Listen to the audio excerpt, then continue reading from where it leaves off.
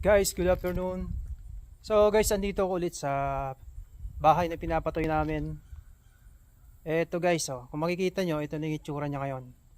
Meron na siyang bubong, tapos meron na ring bintana, meron na ring pintuan. So tara, pasukin natin. Tingnan natin kung ano yung mga naikabit nila sa loob. Nandito tayo sa foyer. Yan, ganun pa rin last week, nadagdag lang yung bintana. Oh, ayan, meron na siyang hagdanan dito.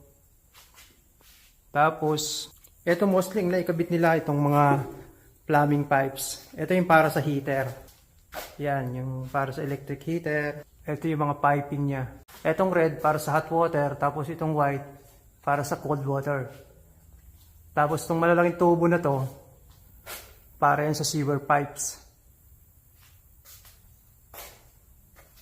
Yan guys. So ano to? May in-adjust sila siguro kaya chiniping nila yung slab. In-adjust nila yung abang para sa water closet. Yan yung para sa bidet.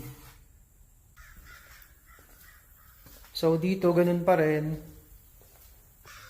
Yan, wala silang halos na idagdag. Ito lang yung bintana tapos itong pinto.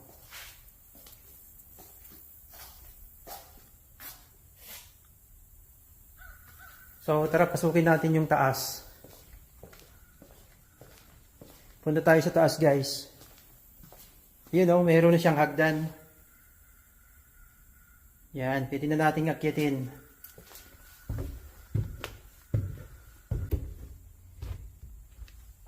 Ito pala yung insulation na ginagamit nila. Yan o. Tapos ito yung house wrap. Yung barang sako. Ito na guys, yung taas. Yan o. So, yan na yung kabuuan niya dito sa taas. Meron ditong bintana. Tapos ito, isang kwarto. Tapos meron siya ditong walk-in closet.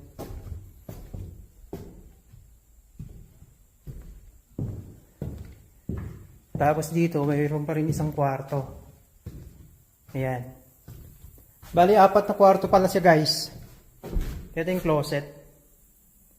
Actually, itong area na to, ito loft to dapat, family room. Kaya lang pinagawa na lang naming bedroom. Tapos ito yung master's bedroom. Yan guys, oh. Tingnan natin dito sa bathroom.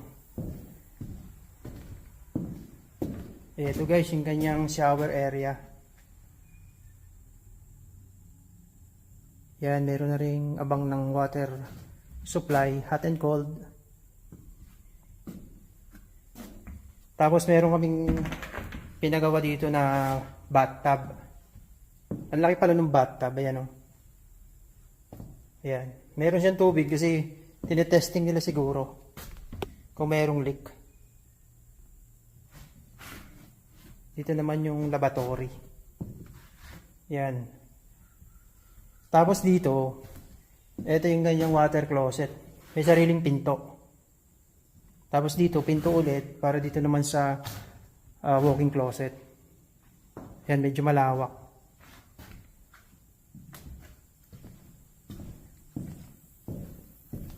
Labas tayo guys. Ito yung foyer dito papunta sa isang kwarto. Yan, isang kwarto yan.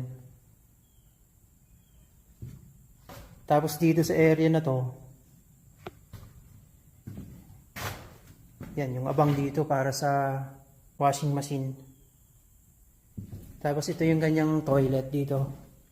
Bali, 2 toilet siya dito sa taas, sa master's bedroom, tapos dito. Ito yung common. Yan, ito yung kanyang bathtub. Ayan, nagte-testing din sila siguro para dyan. Kasi may tubig. Ito yung abang ng water closet. Tapos syempre, yung sa lavatory. Pakita ko lang guys sa inyo, no? Ito, karamihan na ginamit nila dito sa kanyang roof framing. Sa truss, 2x4. Yan, hardwood. Parang palod China lahat ata to. Hindi ako sure. Yan, yung kanyang roof framing.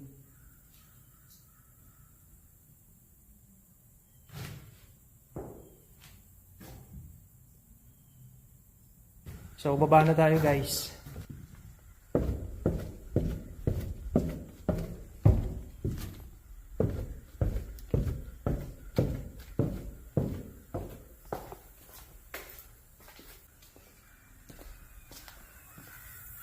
So, yun lang guys.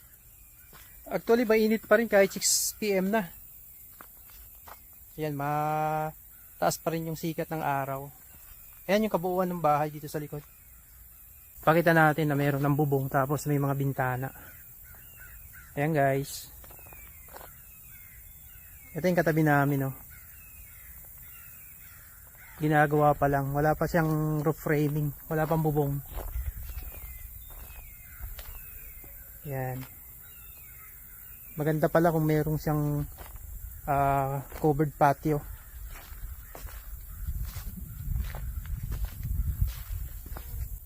So, yun lang guys for today's video. Update ko kayo next week ulit. Salamat!